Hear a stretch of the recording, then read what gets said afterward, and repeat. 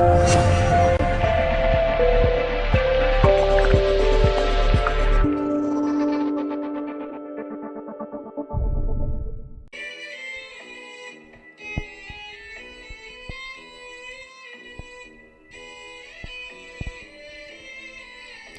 morning, Caroline. Good morning. Good morning, everyone.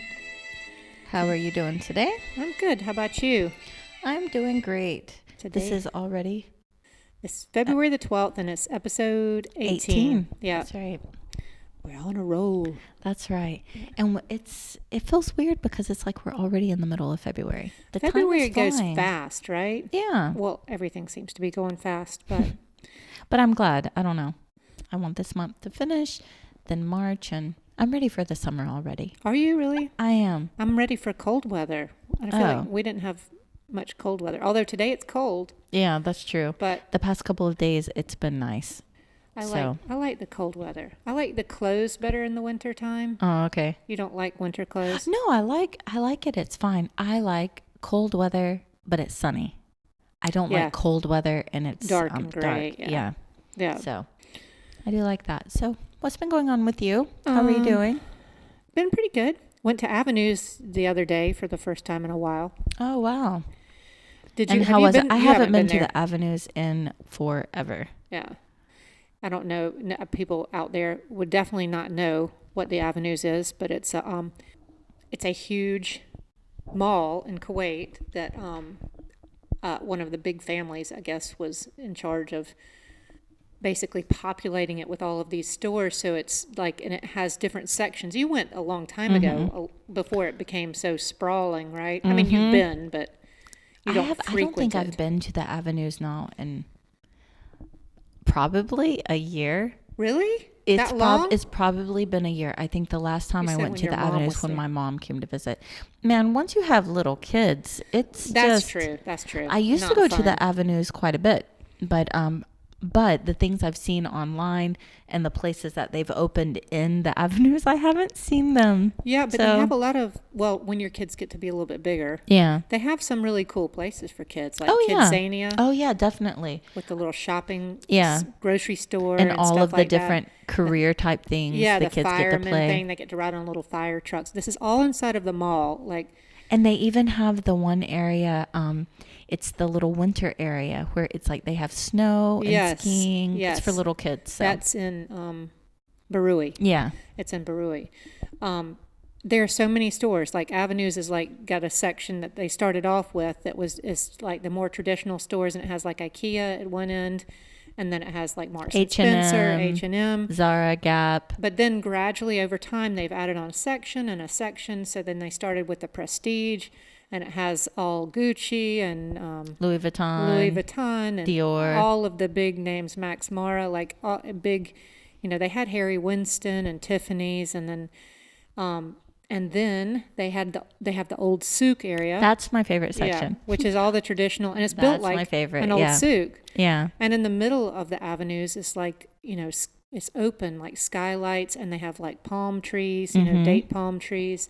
And now they have the newer section, which has a text. Tell me about the garden area. That's what is part it of called? the newer. I think it is called the garden. The garden. Okay. So that's in the newer area, which has all the tech stuff, like the tech stores and stuff like that. And then also there's a Mercedes dealership that's in the mall. That's funny. When you told me that was so. Yeah. But it doesn't surprise me, right? I need some makeup and a Mercedes. And a car. Yeah. Right. That's cool. And then they have the garden area, which is really nice place. It's upstairs, and it's kind of open. The decor and the way they've decorated the mall is really beautiful. It's really pretty. And that part has some of the Arab type restaurants. I don't remember if there were any other. I don't remember there being Western restaurants, but there were a lot of the upper end, like Arabic type restaurants, and one traditional one where you can see them baking the bread, the kubus, and that's cool. Yeah, it's really cute. It's a nice place. So anyway, we went there with my son and his friend, and I mean, you can really, if you walk from one end to the other, you can spend hours there. It's forever. It's huge. I mean, like you could drive it. It's big. I remember whenever I went and met my friend for breakfast there, and a lot of people would go and just walk for exercise. You could. You'll see a lot of people in their tennis shoes and they're just walking. Yeah, and the cute thing is, like, you see, I mean, for people who are not from here, you see, like, people wearing the dish dasha, the men wearing the traditional Kuwaiti thing with a baseball cap and their sneakers on. Yeah, exactly. You know? Or you see a woman in an abaya with her, you know, sometimes her Nikes, or whatever, you know, so their shoes on with their abaya or whatever. But walking, everybody's out walking and whatever. But you know what? It's smart because, I mean, especially in the summertime, whenever it's impossible to go outside and walk. Right. It is a good place to walk. I mean, you know, every, you know, section is a completely different type of atmosphere. That's you know? right. So that's cool. Nice. That's the nice thing about it. It can be like really extremely crowded. Oh, yes. But it's so spread out that there's room for everybody. So now they're getting ready to open up a Waldorf Astoria in the 5-star hotel in the mall. Oh, wow. Yeah. There are 2 of them. I think there is a Hilton. I think on one side it's going to be like a Hilton or Sheraton. Is the Hilton the one that was opened up in the Prestige part? They're both kind of, well, the Prestige part is the Waldorf. Okay. And it has these escalators curving escalators that go up from like the Gucci area up. Yeah. Oh, wow. It's really cool looking. I need to go. Yeah. I haven't been in forever. We went and I took my mom and dad, and Dad likes it because they have the little scooters. Oh, that's cool. You can, yeah. They have that in the U.S. too. Yeah, that's cool. But they have them there for free. So all you do is you just give them your ID. I don't know about the U.S. because we've never rented something there. But you can just get on the little scooter and go all over the avenues. But that's nice. what was I going to say? We were saying about the hotels. Oh, yeah. But with that also, you go to 360 a lot as well. Was and close so by. didn't they just I thought I saw this on Instagram. They opened up finally. Is it the Olympic size tennis courts or what is that exactly? It's a tennis center that they opened up, and this is the mall that's near to my house, and they opened up the Rafael Nadal. I don't know how to say his name. Okay. But all of the tennis people now are like, you know, cursing me because Nadal, we'll just say Nadal. Okay. Tennis center. And it's a school that's going to be connected to him, like a tennis. So it's an actual tennis they've got school. Like 6 courts, I think. And see, I didn't even know that tennis was a thing in Kuwait. Yeah. I guess it is a thing. Yes. But, I mean, that's cool. Well, yeah. I mean, my daughter had an acquaintance at her school who went to the U.S. on tennis scholarship. That's nice. He's really well known now in the tennis world. I'm not in the tennis world, so I don't know him. Yeah, but other people might. But the Nadal, he was just here. He came for the opening. It was like a big deal. I saw that. Yeah, he was here. I didn't even know who he evidently was. He's famous. Oh, okay. Yes. I was just gonna say I don't know. I did not even know that. Okay. But there are many malls to be had. Oh, yeah. In Kuwait. It's funny because people, when they go to the U.S., a lot of times the Kuwaitis, when they go to the U.S., will be like, where are the malls? Like that, right? They want to see, like we had a long time ago, my husband's family came to visit us and we were in New York and we were like in New York City and they're like, where are the malls? I'm like, it was in New York City. It's not really a mall place, but you know. But you know, they like I malls. remember, not that I remember, but whenever I tell my friends back home, or family or someone that hasn't been here, I like to explain to them the malls are completely different here, meaning they're very, very, very large. Right. And usually really flashy. Right.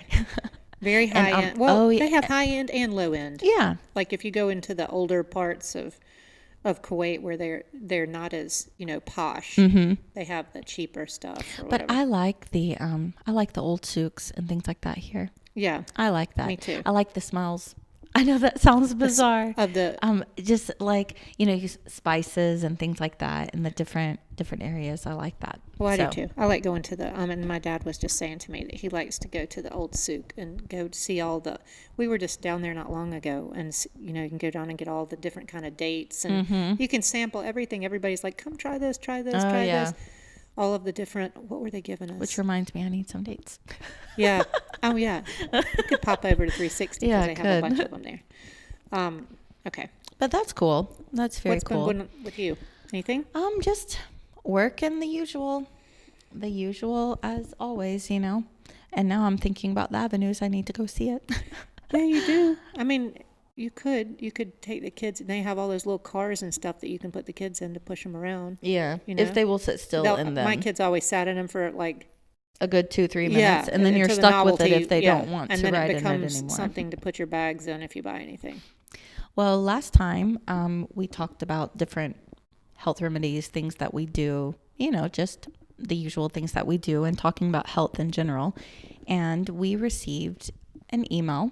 Okay. So his name is Steve Windshine. If I am mispronouncing that, I apologize. Okay. But he says, "Hi, I'm Steve Windshine, and I want to say thank you for your podcast and sharing your experiences. It was interesting to hear about the different health remedies that you use as mentioned in your previous episode. One topic that has been going around the past couple of years in the holistic and not so traditional health world is ayahuasca. A brief about myself is I am a vet from the U.S. Army and I served 3 tours overseas. Coming back home was an adjustment for me and I experienced a lot of PTSD. I heard through some fellow comrades that many vets were traveling to South America to try the shamanistic medicine of ayahuasca. Last summer, I went to Peru and I tried it myself. The results for me were outstanding. It was a very insightful journey, but it was worth it. I experienced a huge emotional release and returned back to the States in a better frame of mind than I feel I have ever been in my life. I was wondering, what are your thoughts on it? Have you ever done it before? Do you know of anyone who's ever tried it? And what is your take on shaman medicine? Thank you for taking the time to answer my question. Many thanks, Steve." So, first of all, thank you, Steve, for writing in. That's interesting. We received his email like 2 days ago. But first of all, I guess I will start off by Go ahead. Shoot. For the ayahuasca, I have heard about it. I heard about it actually, I would say probably a couple of years ago, on that show that I told you about that I listened to, that radio show, Coast to Coast AM. Oh, okay. All right. They've had quite a few guests come on and talk about it. Okay. And yeah, it does tend to fall into the natural medicine kind of thing. People use it for all different sorts of ailments, but a lot of them have to do with more like on a psychological, like whenever you have issues, some sort of psychological issues. Okay. So I looked up this article just to give me a little brief about it. I mean, I remember what I heard from the radio show, but for those of you that are not familiar with ayahuasca, it's a drink that is made from a certain kind of tree that's found in South America. And I am not even going to say the name of the tree because I would totally butcher it. Well, yeah, I don't know how to say it. But in general, it's pretty much, it's a ceremony, and it is definitely an experience. The ayahuasca ceremonies, they're usually held at night, and they last until the effects of the ayahuasca have worn off. And basically, space is prepared and blessed by a shaman that leads you into the ceremony. And then the ayahuasca, it's offered to the participants, and it's sometimes split in different doses. Sometimes they'll drink the first part, and then later they will drink the second part. But after people take it, they start to feel the effects within 20 to 60 minutes.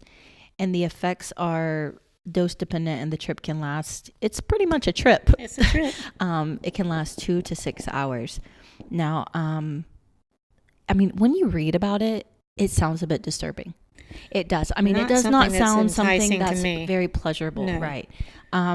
It says that those that take the ayahuasca, they experience the symptoms like vomiting, diarrhea, and feeling of euphoria, strong visual and auditory hallucinations. Sounds kind of like LSD or something. People are tripping. That's right. But in natural. And it causes fear and paranoia. But I mean, I will tell you this: the people that I've heard on the radio show that have tried it, they were like these researchers that had heard about it, and then they went down to try it out themselves. And they say that, I mean, you go through a lot of different phases in this whole 2 to 6 hours. I mean, and people are laying there crying, screaming, vomiting. Yeah. And then some people are like seeing rainbows and unicorns, and it's really, really bizarre. But one thing that I did see is that and I know that there's a lot of different information out there, that people were saying that it really did help them with whatever kind of psychological issues that they had, that they left feeling differently, kind of similar to what Steve said. Right. Even though he didn't give us too much information, he just said that, you know, he had PTSD. Right. But I have seen that. I've heard of for that. I mean, I've heard that but we've heard bad things as well. Legitimate, you know, things that it helps with. For me, like, I would search for other methods. Like, I don't want anything that's too, first of all, I don't like to be out of control. Right. Right. But, I mean, it's similar, I guess not similar, but in some ways similar, like I remember people in South Carolina building sweat lodges, and they would go do sweat lodge stuff. There were different groups that were into that, some of the kind of yoga type people or whatever like that, but you're supposed to also access like your inner dimensions and your, you know, healing of your spirit and stuff like that through these sweat lodges. And I think what's important for that is, and forgive me, guys, if you're a sweat lodge person and I'm butchering it for you. I have never been to a sweat lodge. Me too. First of all, I don't like to sweat. Me too. Second of all, I don't like to be like in closed spaces with people like that. Me too. And I don't want to be in closed spaces with people who is sweating.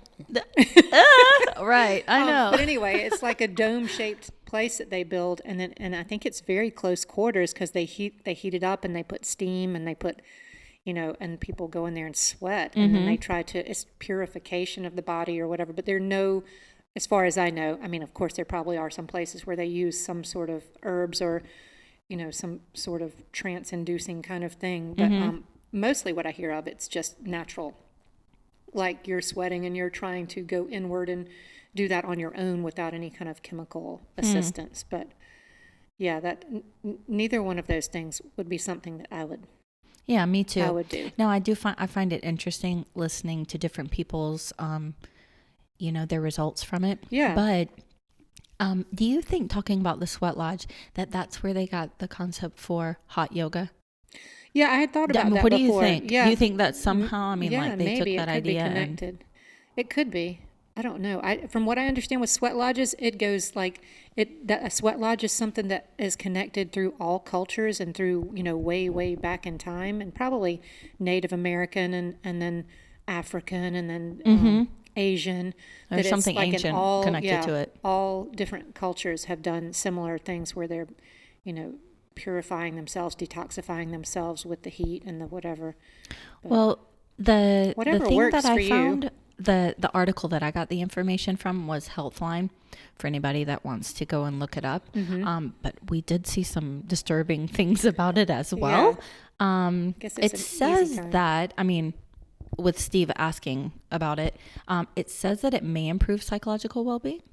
And it says that it's shown that taking ayahuasca may increase the mindfulness capacity of your brain and improve your overall psychological well-being. And they did a study. 20 people indicated that consuming the ayahuasca once weekly for 4 weeks. Wow, I didn't even know that they did it more than once. Yeah. So it's not just a one-time thing. I know that there's a place, because I was listening to a podcast where he was a doctor, and he had opened up a healing center. I think it's Is this stateside? No, I think it's in Mexico. Okay. He had opened up a healing center where people go and they do, it's like a 10-day thing or something, and they do, like the first 3 nights, they have a dose of the ayahuasca or whatever, like the first 3 or 4 nights. And then the next nights they after that, then they work on meditation, and then they try to, and because you can induce similar sort of states with a trained breathing exercise. I've heard that as well. Yeah. So then they teach them like breathing exercises that can also induce that sort of state. But they say people come out like feeling that a lot of people come out like really healed and able to access parts of their brain that they weren't, you know, that were not. But to me, that just sounds like they were getting more oxygen. Maybe. And not from what they drank. Because I know that they say that no one breathes right anymore. Yeah, right. That, you know, everybody's breathing from their chest. Exactly. From the top of their chest. So, I mean, just more oxygen. Maybe. I don't know. I'm not against, like, natural things, whatever. Healing, yeah. But, like, this is, they boil this bark from the tree and the leaves. And this is the certain kind of tree. But they say that after 4 weeks of people doing this, it was as effective as an 8 week mindfulness program. So It did. I mean, no doubt it helped that it them with helps psychological people. help. Yeah, there's no doubt that there are people who it has really helped them, and I think help people with addiction and help people. I have heard that has been really helpful, and everybody's different. So what works for somebody might not work for the other. But for me, I need my feet on the ground because my head's already up in the sky. Like, I need to be grounded. I don't need anything to like release my tether to the earth. But I wonder if people have. I mean, I'm sure if people have died from this. I mean, because I mean, I haven't heard anything about it. I didn't see anything online. I heard that there were these people that were talking about it were saying that there have been a couple of, like, in their experience, and they had done a lot like hundreds of people. Okay. But that had been like a couple who not died, but who had negative reactions. Yeah. And maybe a break with reality. Oh yeah. Which would be, pretty traumatic. Like, I mean, it sounds like it's almost like trying to like reboot your brain. Yeah. But that's scary. Yeah. But anyways, no, Steve, we have not tried it, but I'm glad it worked for you. Yeah. Well, we'd like to hear if you want to write back and tell us more about your experience. I mean, like, and how it helped you, Yeah. And I'm curious too, did you do it just once, or like what the article was that we just read? Did you do it more than once? Times. And how long did you stay there? I would love to see Peru, but I mean. Yeah, but I'd like to see it. I don't want to be flying over it in some sort of purple haze. Alrighty. Okay. So Thanks. we have, thank you, Steve. We also received another email. Okay. It says, Dear Donna and Caroline, greetings from Johannesburg, South Africa. Nice. I recently ran across your podcast on Spotify and just wanted to say it is very lighthearted and fun to listen to. Both of you remind me of my best friend Hannah and I. Have either one of you ever visited South Africa? I have many friends that worked in the GCC for many years. No, I've never visited. Me either. I would love to, though. Yeah, looks beautiful. Yes. And we've known a lot of South Africans. We had a colleague who was from South Africa, a lovely man. And some of the schools I worked at before, there were a lot of South African teachers. One story I would like to share is how people look at South Africa. While most imagine all of Africa to be a safari-like terrain with animals running around, it is not. We have very modern cities and major manufacturing companies here. We have some of the most fertile land in the world on the African continent, and many people don't realize just how large Africa is. It is not portrayed accurately on a normal map, as America, China, India, Eastern Europe, and all the Southern European countries could fit into our continent without even touching. That's interesting. Yeah. That's interesting. We are a member of the United Nations, and one of the most amazing facts is that the human heart transplant was first performed in Cape Town in a hospital in 1967. I did not know that. Yeah, that's cool. That's interesting. We also are the location of some of the oldest cave drawings in the world, where archaeologists have dated them back to more than 75,000 years. Many people don't realize just how advanced and modern our South Africa is. We are a well-known foodie paradise. Huh. That's interesting. Yeah. We have almost all international cuisines and many delicious traditional African cuisines as well. Many famous chefs from around the world come and do culinary shows here. I pride myself on being African and from this beautiful land, and some of the kindest and friendliest people are from Africa. I would like for you to share this information just to give my lovely land a shout out. Shout out, Africa. That's nice. Yeah. Good luck, or in other words, how we say in Afrikaans, sterkte. I hope I'm saying that right. There you go. Blessings, Nikosi. Oh, so nice. Thank you, Nikosi. Thank you. That's cool. You know what that reminds me of? Did you ever watch that show, Come Dine With Me? Yes. I love that show. Yeah, I know you like But you know, there is, they have Come Dine With Me, South Africa. I don't think I saw that one. It's really nice. I don't know if it's in Cape Town or if it's in Johannesburg, but it's in one of the major cities there. But they have a spinoff to Come Dine With Me. Nice. I mean, it's part of the, it's really good. I like that one as well. I didn't prefer the Canada one though, but I love Come Dine With Me. I think I just saw is England, right? Is there England? I just saw England. There's a British one, Canada. They also do some of the episodes in Spain, but the majority of the people on the episodes, they're British. Okay. So I don't know that much about South Africa except for, what our colleague used to tell us about. And then I did meet some people when I was doing the hypnotherapy course in the UK that I met an Indian woman whose family lived in South Africa, and I think they had lived there for a while. And what I know, like, and what I've seen is how beautiful it is. Oh, yes. And then, and some lovely people. But then I also know that they are still regrouping and figuring things out after being an apartheid country. So yeah. I think there's still a lot of rough patches that they're going through in terms of that. But I don't know enough to talk about it, only just what people have told me who are South African. Yeah. I would love to see it. And my daughter always talks about wanting to go there. I would love to see it. There used to be a show. Here I go back because Nikosi talked about the foodies there. Oh, yeah. And the different cuisines. Do you remember there was a show about a cupcake shop? It was a cupcake shop or a cake shop in... I think, again, either Johannesburg or Cape Town, because those are the two towns that are coming to mind. But it was its own series on the Food Network. I think it was Food Network. But yeah, and it was about a family-run bakery. Okay. And they did cakes and cupcakes. And it used to come on, maybe TLC, because I always loved watching The Cake Boss. Yeah. I'm not really a fan anymore. Yeah, after you went there. But this was actually a show there, and it was a family-run bakery there in South Africa. I don't remember that one at all. But it was really good. The food shows, I usually like Gordon Ramsay's food shows. I like his. You know, I've never watched his. Oh, I love that. And I've never watched Hell's Kitchen or anything like that. 24 Hours in Hell or something is his latest one. I really like that. Oh, it's really cool. Right now, I'm addicted to Mark Wyans on YouTube. Yeah. Yes. He likes him. I like that show. Yeah. But anyways, thank you so much, Nikosi and Steve, for writing in. We love to hear from you guys, and we love you sharing your stories. And even like, for example, Steve writing in about the ayahuasca.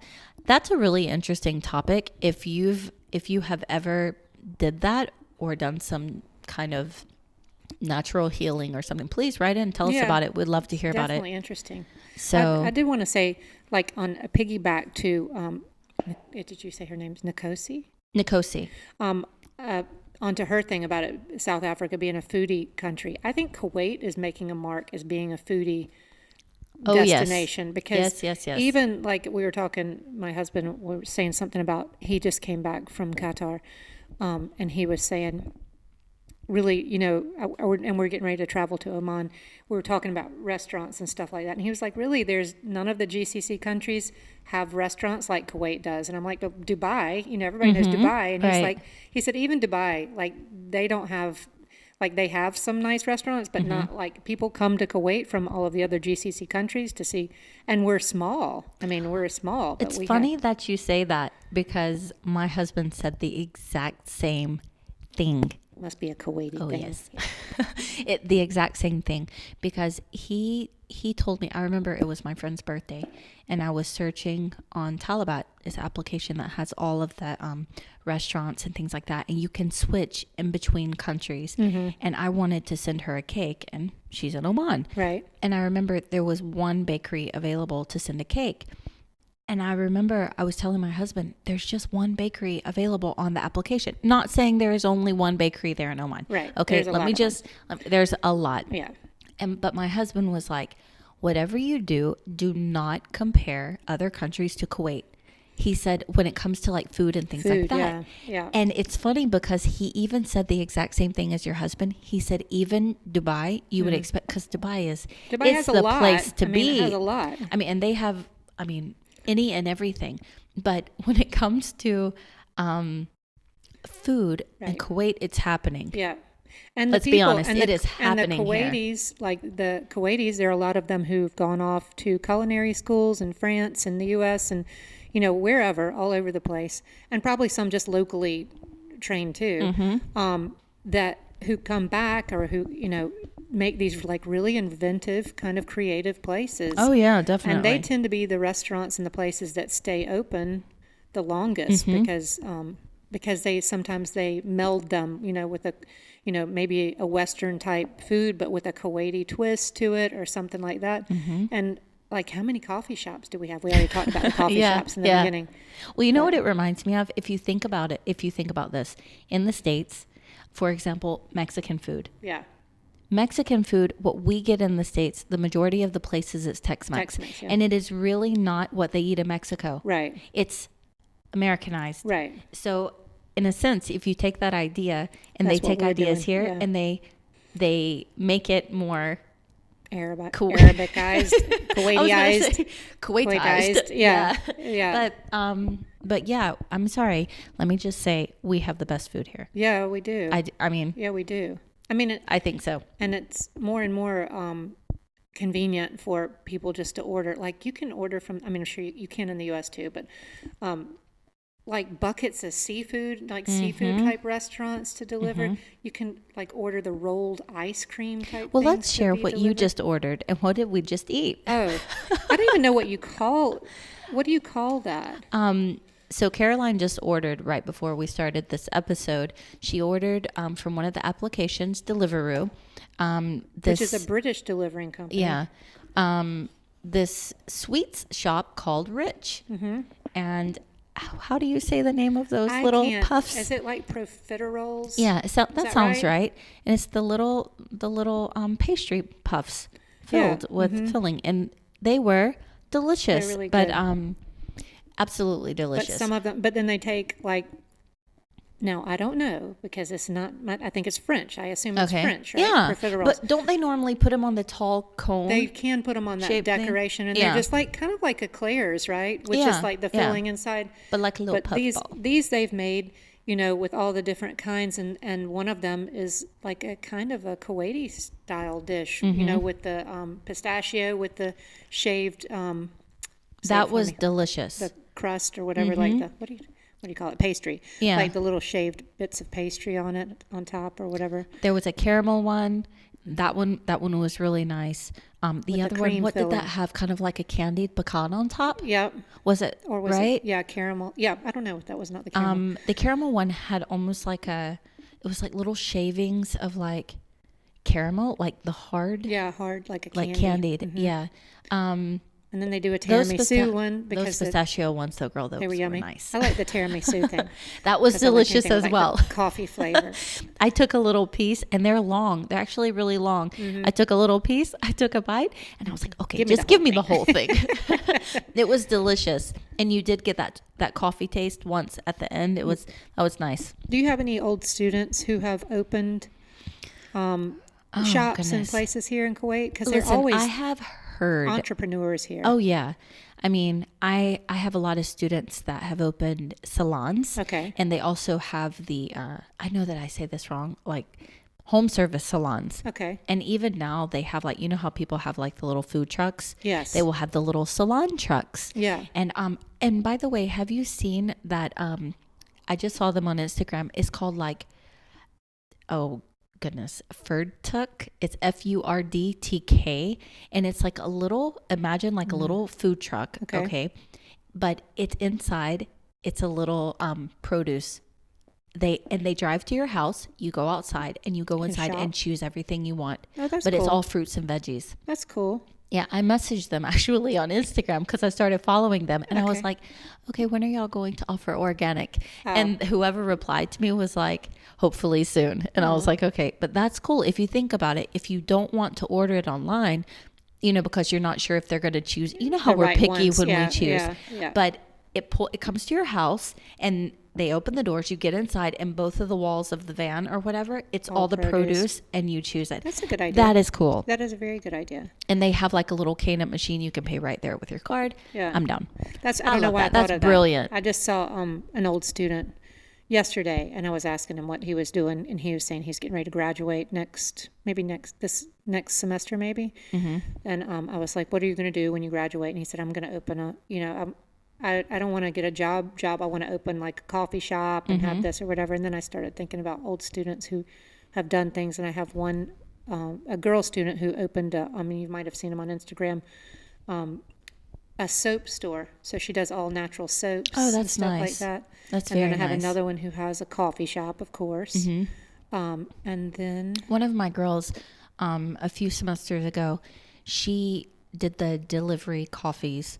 And she didn't have a shop. It was just purely delivery, but she did it in really pretty bottles, and it was like all the different flavors. It was cold, cold coffee. Yeah, cold, it was I can see. Hazelnut, mocha. Delivered? Yeah. I'm not down for that. And she put it in really cute little packages. Okay. And, That's she brought cute. it for the class before. And so we have a colleague who's starting a business too with little sandwiches for That's right. like weddings, and because they weddings here, they go all out and have all. And if you want to follow her on Instagram, it's Anos _Kuwait, ANOS. Is it underscore? I don't know. Underscore KW. That. Okay. Yeah. But Anos or Anos Bites. Yeah, Anos Bites. Anos Bites. ANOSBITES. And those are like little sandwiches that have like halloumi cheese and cream cheese. There was mortadella, the chickpeas, turkey. I like the bean one. That's the one. The that bean I one liked. was very, very nice. Yeah. I also like the garden cheesy one. Yeah, that was tasty as well. Anyway, we've talked a lot about food. Well, thank you for tuning in today. Yeah. We've talked about an array of different we have. Subjects. But we hope everyone out there is doing great. I hope you're having a wonderful February so far. Check in with us. Yes, please let us hear from you. And Steve, please, if we slaughtered your topic, please write back to us and tell us about, what you feel like the big benefits of that were. Or, and if anybody else has something that they have tried that they really want to share, like a healing experience or whatever. Yeah, let us hear from you. We're always down to hear from, especially when it comes from other countries and other cultures. That's really cool. I like that. Me too. And that's it. We will be back next week. Have a great day, or night, or morning. Bye. Bye.